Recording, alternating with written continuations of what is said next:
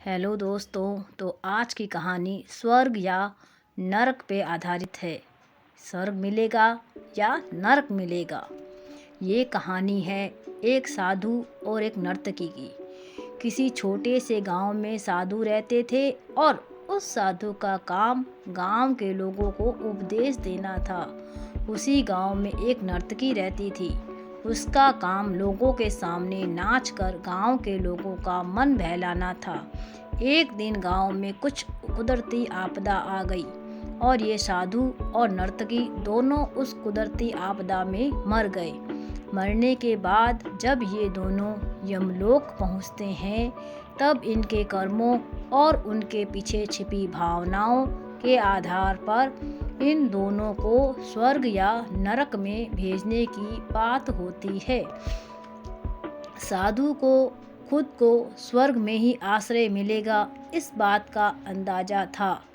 दूसरी तरफ नर्तकी के दिमाग में ऐसा कुछ भी नहीं था। उसे तो सिर्फ फैसले का इंतजार था। तभी घोषणा होती है कि नर्तकी को स्वर्ग दिया जाता है और साधु को नरक। इस फैसले को सुनते ही साधु यमराज पर बहुत चिल्लाते हैं और उनसे क्रोधित होकर पूछते हैं कि यह कैसा न्याय है महाराज। मैंने अपनी सारी जिंदगी लोगों को उपदेश देने में बिता दी और मेरे नसीब में नरक, जबकि ये नर्तकी जीवन भर लोगों को रिझाने के लिए नाचती रही और इसे स्वर्ग दिया जा रहा है। ऐसा क्यों? मेरे साथ ये अन्याय क्यों?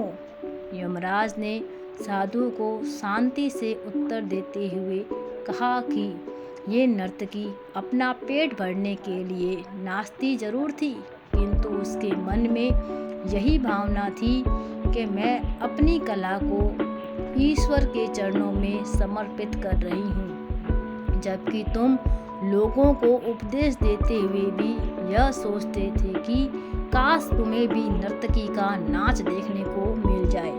यमराज ये साधु से भी यह कहा कि तुम ईश्वर के इस महत्वपूर्ण संदेश को भूल गए कि इंसान के कर्म से अधिक कर्म करने के पीछे की भावनाएं मायने रखती है और तुम्हारे इस कर्म के पीछे की भावनाओं के हिसाब से ही तुम्हें नरक मिला है। इस कहानी से हमें यही सीख मिलती है कि हम चाहे कोई भी काम करें, पर हमारी काम करने के पीछे की नीयत साफ होनी चाहिए।